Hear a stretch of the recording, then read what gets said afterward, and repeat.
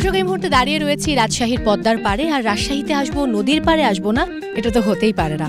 আর সবচেয়ে বড় বিষয় হচ্ছে রাজশাহী আমাদেরকে কখনো নিরাশ করেনি, কারণ রাজশাহীর প্রতিযোগীরা বরাবরই সেরা রাঁধুনির মহামঞ্চে তাদের খাবারের ঐতিহ্যের স্বাক্ষর রেখেছে। দর্শক, এবারও তার ব্যতিক্রম হবে না। আমরা রয়েছি রাজশাহীতে এবং প্রতিযোগীরা অলরেডি ভিড় জমিয়েছে আমাদের যেই ভেন্যু রয়েছে সেখানে। আর এই মুহূর্তে আমি মৌসুমী মৌ আপনাদেরকে নিয়ে চলে যাব রাজশাহীর ভেন্যুতে।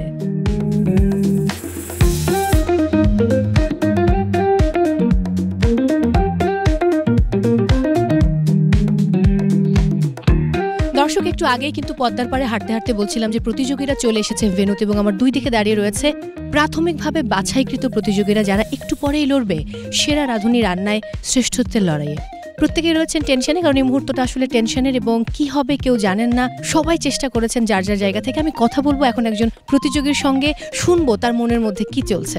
আদি, আমি ভুল না করলে এবার দিয়ে আপনি তৃতীয়বারের মতো অংশ নিচ্ছেন এবং আমি শুনেছি যতবার আপনি আসলে ব্যর্থ হবেন ততবার আপনি অংশ নেবেন। একদমই তাই। আচ্ছা, এবারের রেসিপি কি?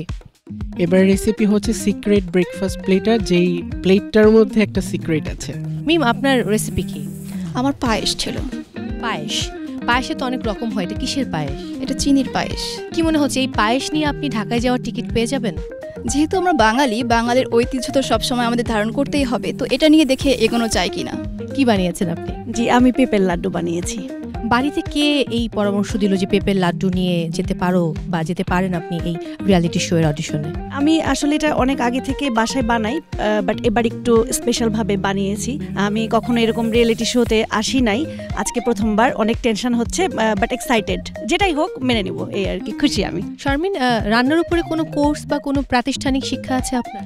জি আছে, আমি বর্তমানে কালিরানি আর্টসের উপর ডিপ্লোমা করছি। তাহলে তো আপনি অভিজ্ঞ। কি বানিয়েছেন আজকে? আজকে আমি নিয়ে এসেছি পিনা কোলাডা পাইনাপেল কেক। প্রথমবার সেরা রাঁধুনিতে পার্টিসিপেট করা, টেনশন লাগছে অনেক, সাথে ভালো লাগছে।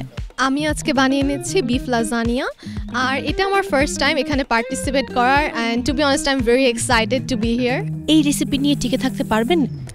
আমার মনে হয় পারবো। I am pretty excited, even though I messed up a little, but I still feel like it's a unique recipe and it has some chance.